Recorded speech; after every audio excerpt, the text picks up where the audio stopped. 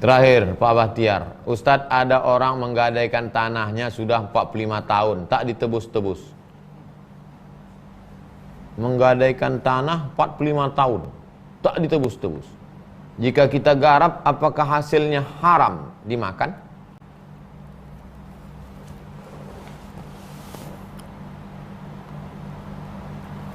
Kullu qardin jarra naf'an fahuwa ribah. Setiap pinjaman kalau mengambil manfaat dari pinjaman itu adalah riba.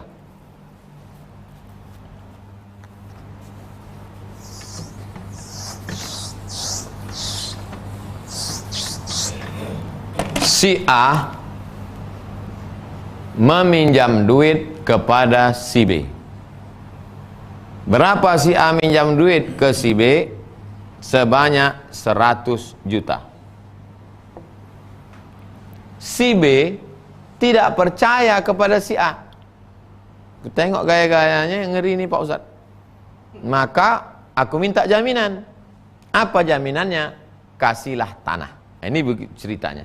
Akhirnya tanah pun 45 hektar menjadi jaminan. Tanah punya siapa? Punya si A.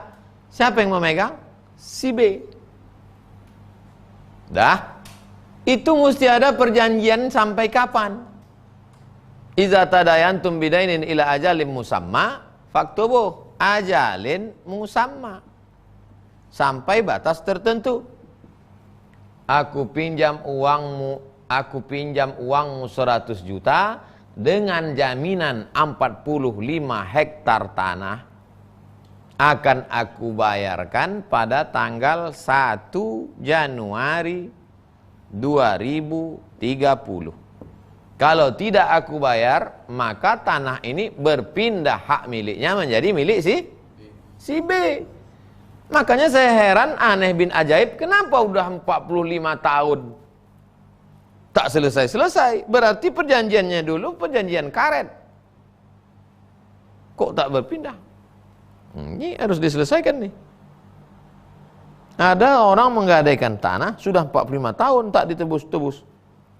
Jika kita garap, apakah hasilnya haram dimakan? Ini perjanjian A dengan si B. Datang pula si C mau menggarap. Gimana ceritanya? Mana bisa? Ini bukan syubhat, haram.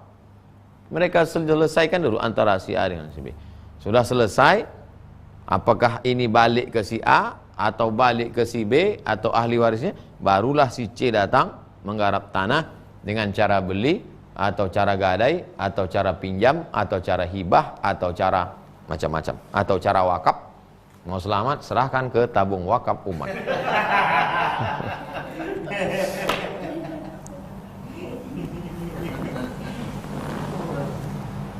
Selama belum ditebus, maka tanah yang luas ini, tak boleh dimanfaatkan oleh si B. Walaupun surat tanah dia megang. Kalau dia manfaatkan, ditanaminya kelapa, diambilnya hasilnya, riba. Karena statusnya dia meminjamkan uang. Kullu qardin jarra naf'an fahuwa riba. Setiap pinjaman kalau mengambil manfaat, maka riba. Jangankan memanfaatkan mengambil duit. Imam Abu Hanifah, Imam Hanafi tegak berdiri di panas terik, ditanya sama orang, Imam Hanafi nggak mau bernaung di bawah pohon itu. Enggak. Kenapa nggak mau? Karena yang punya pohon itu adalah orang minjam uang ke saya. Kalau saya bernaung di bawah pohonnya, berarti saya sudah mengambil manfaat, riba. Biarlah saya kena panas di dunia daripada kena panas di akhirat. Sampai sehalus itu Imam Hanafi memandang manfaat. Berlindung di bawah pohonnya pun tak mau. Apalagi sampai memanfaatkannya. Sekarang orang kalau sudah pinjam padi, pinjam sawah, dipakai sawahnya tiap tahun. Kalau sudah pinjam kebun kelapa, dipakai kelapanya sampai dulu pula kelapa itu mati dari yang punya lagi. Gimana doa kita mau dikabulkan? Allah makan haram. Gimana anak-anak kita menjadi soleh solihah dikasih suap makan riba? Alladzina yakuluna riba. Orang yang makan riba la yaqumuna illa kama yaqumul ladzi yatakhabbathu syaitanu minal mas. Bangkit dari kubur nanti macam orang kerasukan setan.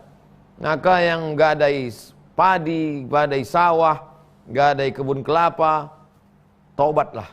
Hidup ini bukan lama. Berapa lama kita menikmati itu, akhirnya kita makan haram. Apalagi kalau sampai dilanjutkan oleh anak cucu. Oh, na'udzubillah.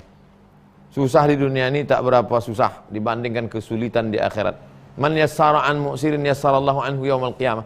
Siapa yang memudahkan orang kesulitan di dunia ini, di akhirat nanti dia akan dimudahkan Allah. Man farraja an muslimin kurbatan min kurabid dunya, farrajallahu anhu kurbatan min kurabi yaumil qiyamah. Siapa yang melepaskan orang dari satu kesulitan dunia, dilepaskan orang dari kesulitan akhirat. Nah, kasih tahu baik-baik, balikkan atau kau garap, bisa kau tebus. Jangan dipersulit orang. Susah kita nanti di akhirat.